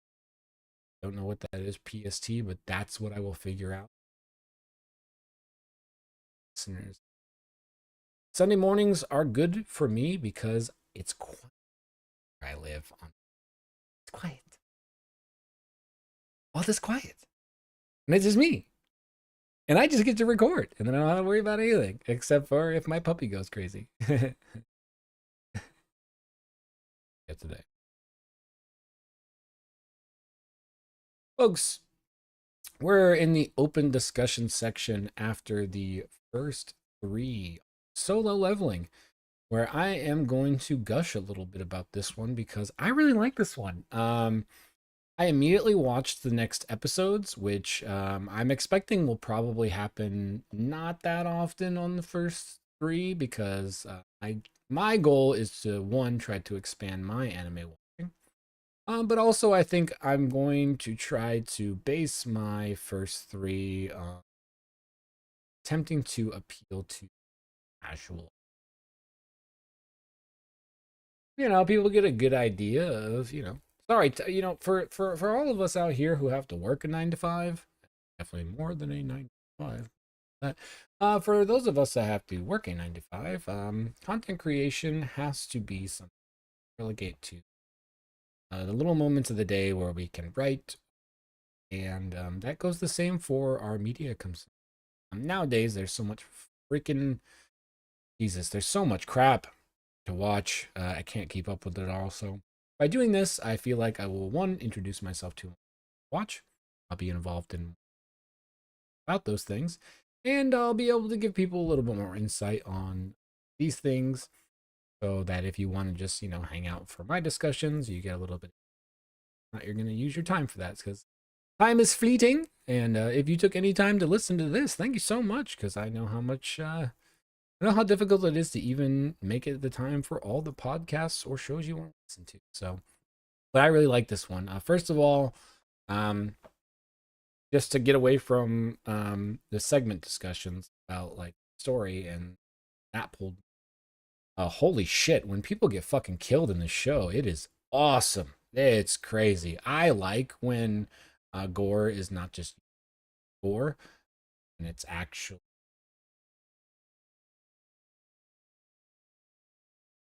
When it's actually part of developing the story. And yeah, I don't know. It's just I think it just does a lot when it's not just for shock value. Trying to think of another anime that I did. Probably Attack on Titan did it pretty good, where it's not just sake of gore, and it's pretty much to develop this thing. Up in the first episode, building up to the scene with the puzzle. Crazy, it's crazy shocking in my opinion. It's all very quiet. The battles have stakes, but you're just constantly reminded that like Junwoo is weak and the other guild members are. So yeah, they do.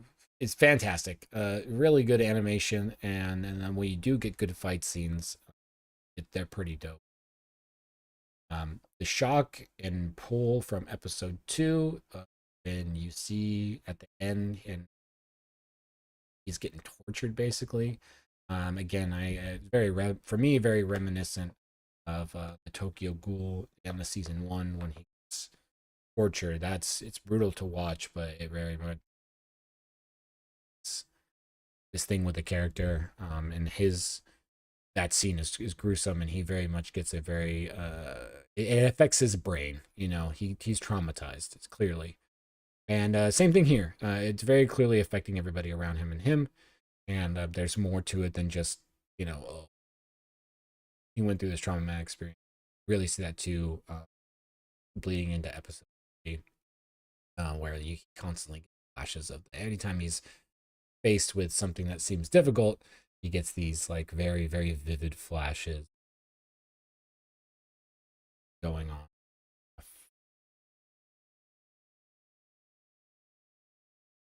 Sorry, I just realized that I didn't have file audio record. Probably not going to sound the greatest, but lesson learned. But yeah, it just kind of, I don't know. It's hard to explain, but it does a really good job showing that that there is just more stakes to this than just like gates are bad, creatures are bad, guild.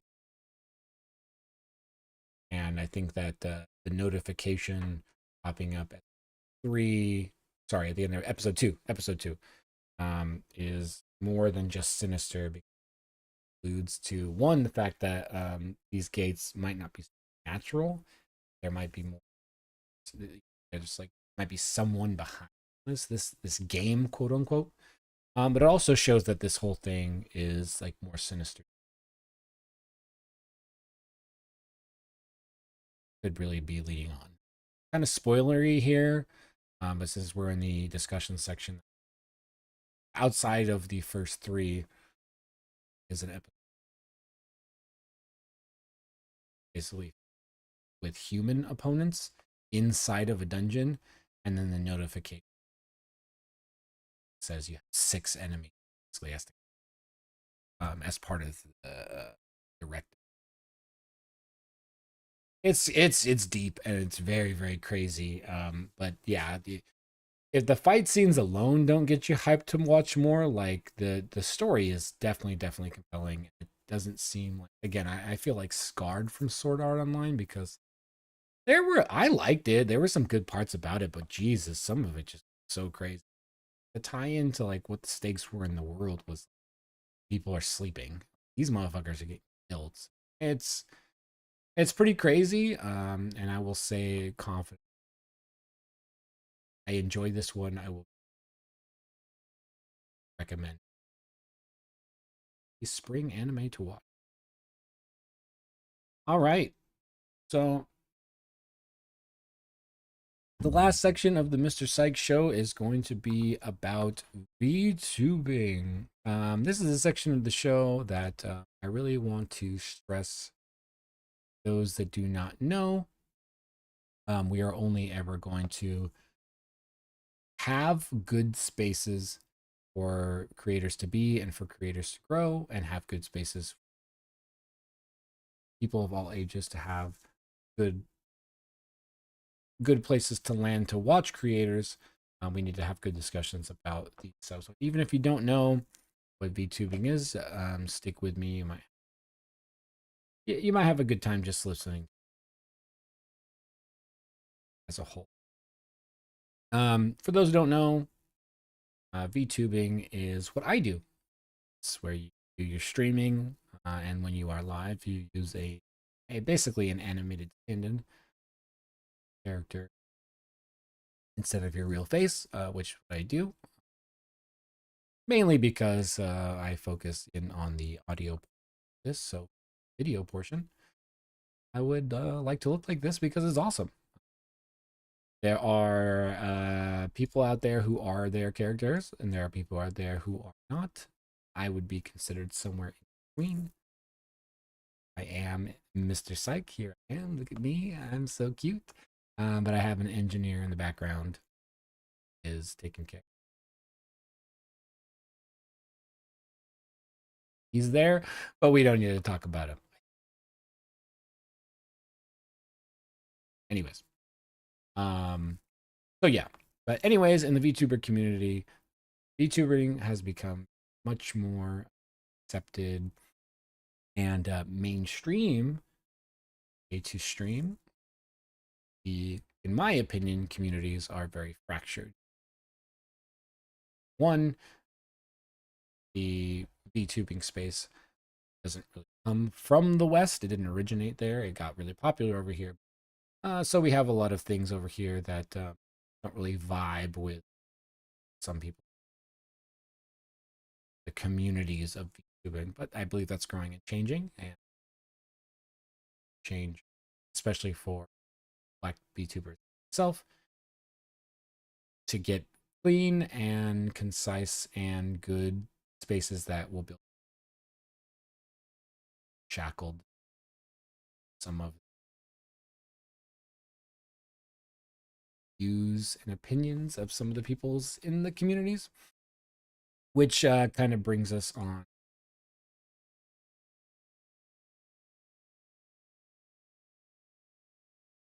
in this section. So on the wasn't this past week, but recently, we'll say on the 8th,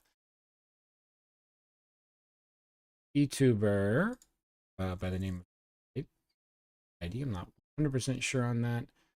Couldn't figure that out, and I'm name their information up on the screen. Can give them a look if you're interested. Posted up this post about the Black VTuber Awards. First annual Black VTuber Awards coming June 2020. The Black VTubing space as a whole still has a lot to do and has a lot of it has a lot of moves to make to build bridges, different communities grow.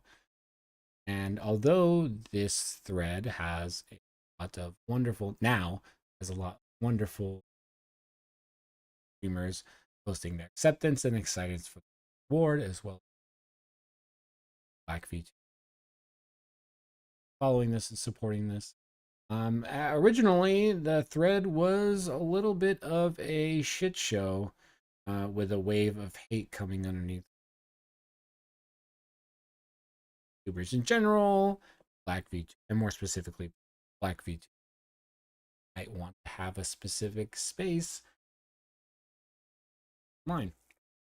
This happens a lot in regards to Black VTubing, how serious Black VTubing is taken, and how it seems like YouTubers of sizes aren't part of the Black make joke. Feel like it, posers in there. It seems like whenever discussions come up like this, get a little bit of a spotlight. YouTuber, Sanji, so forth, stuff come up. And I'm not saying that these aren't important issues to talk about. It's very clear to me. About 8 hours of this, an entire week straight, talking about Sanji and Doki. Well, I'm gonna see where I might way. So I thought I would talk again now. First and foremost, I will be following this. I do, and I hope that more do support things. Remember that it's share stuff like see it. So from the ground up, that's how real communities are formed, people. So yeah, so I saw this and just the wave of just disgusting. Saw like saying this was a easy it was an easy list of blocks for them. Thank you so much for the disgusting. Give them easy no's and blocks, and yeah, and make that happen. That's fantastic. We enjoy this. So yeah, it was just kind of gross to see.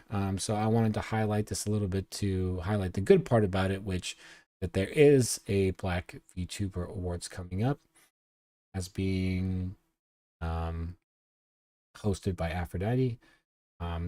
Their info is going to be right here.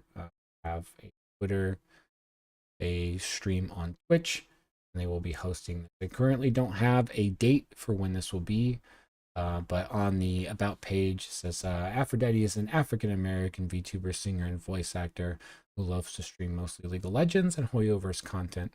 Ever since becoming a VTuber in 2018, they've worked to foster a community and promote other POC creators and members of the LGBTQ plus. I'm so sorry, I always do that, even though I am part of the word salad. I can't say the word salad.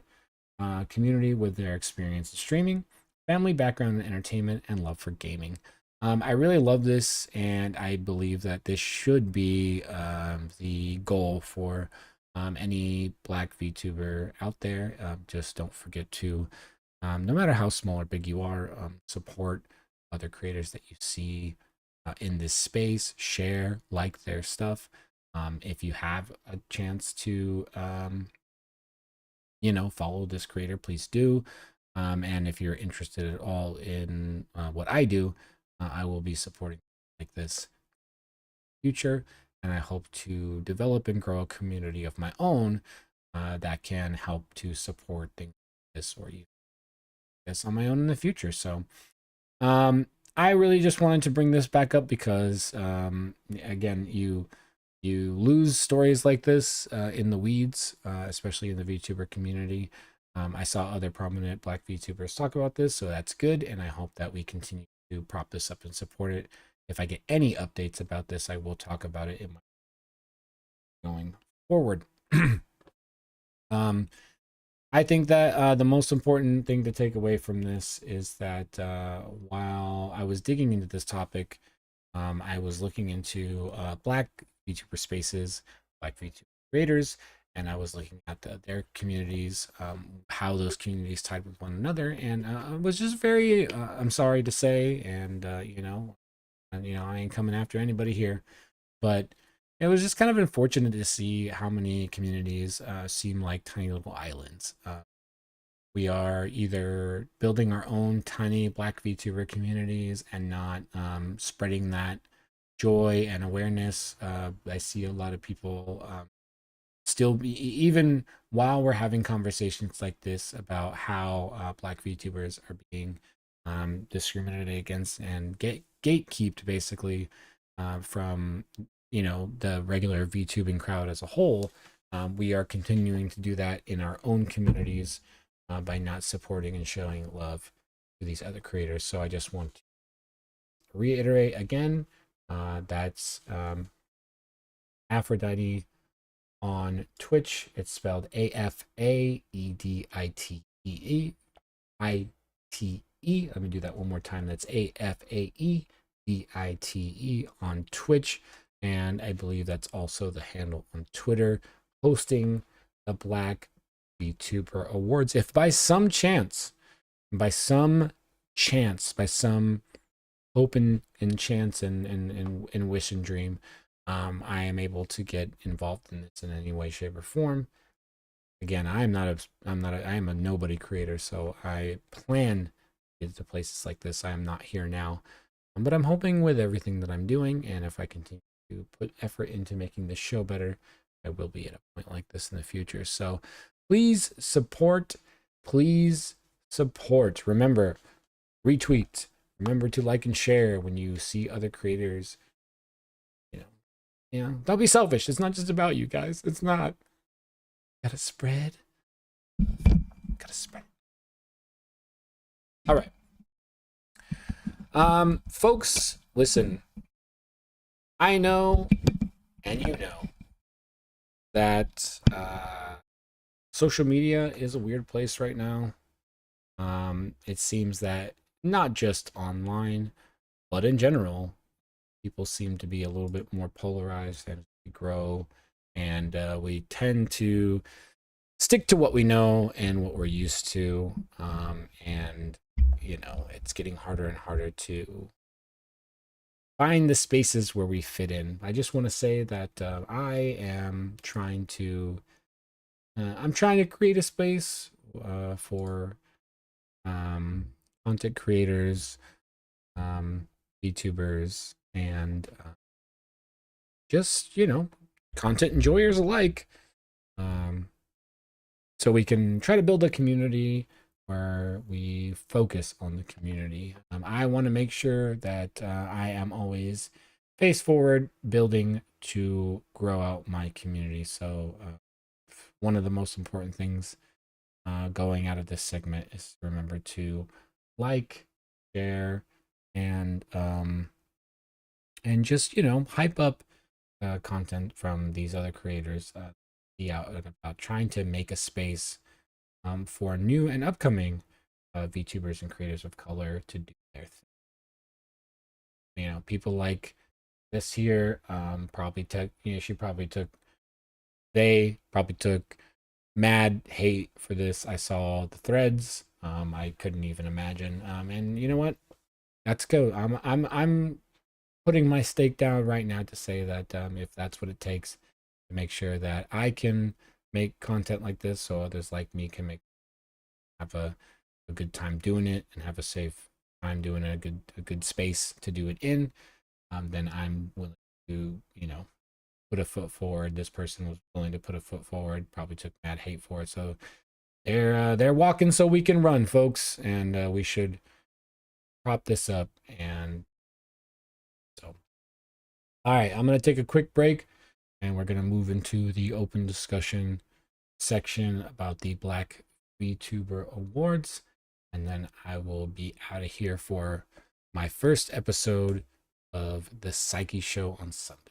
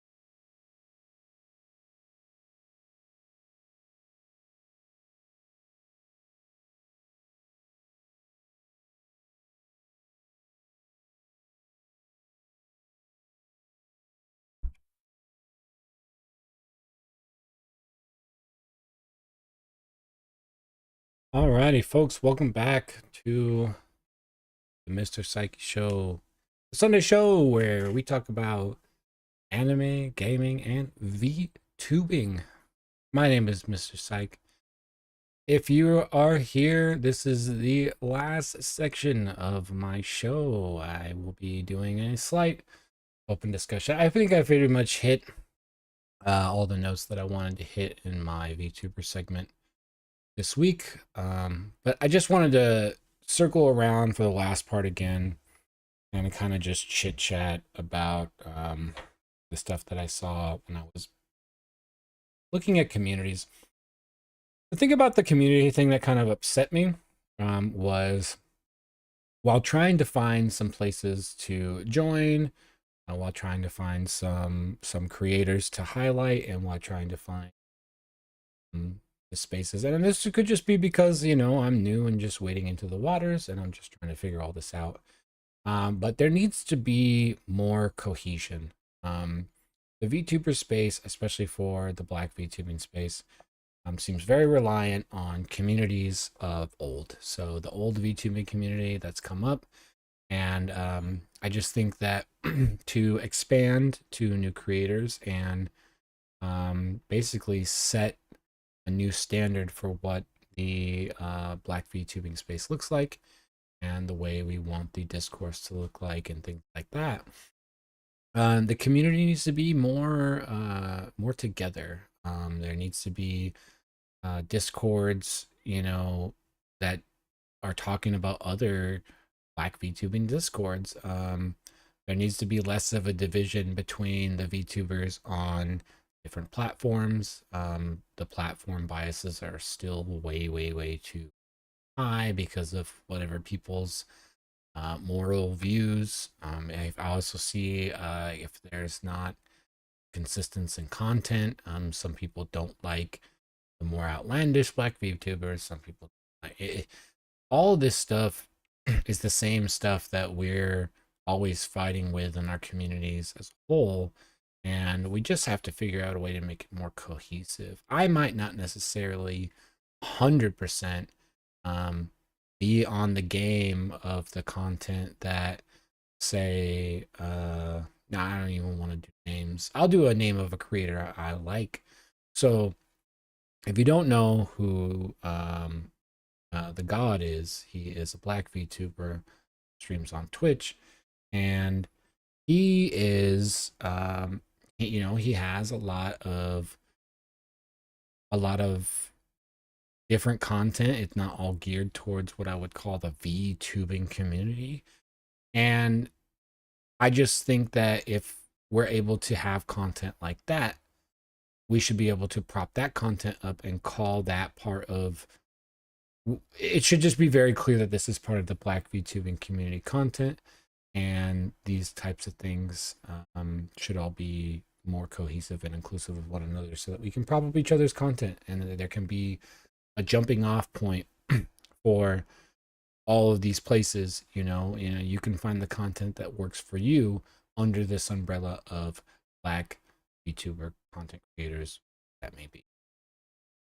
I don't know if that makes a lot of sense, but I feel with how fractured communities are as a whole, just in general, if you look around, you see this with day-to-day lives. I'm sure if you work any type of, if you're like me and you're out there on the grind, you can see these divisions growing between.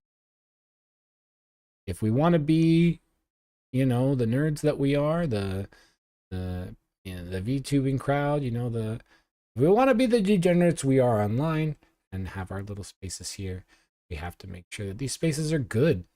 We got to make sure that these spaces are open for communication, that we're supporting one another, and that we're building up things like the Black VTuber so that they can succeed and become the annual thing they need to be, so that they can become the magnetic beacons for get-togethers, for more meetups, for more good community interaction, so we can build these spaces together and grow in them together. And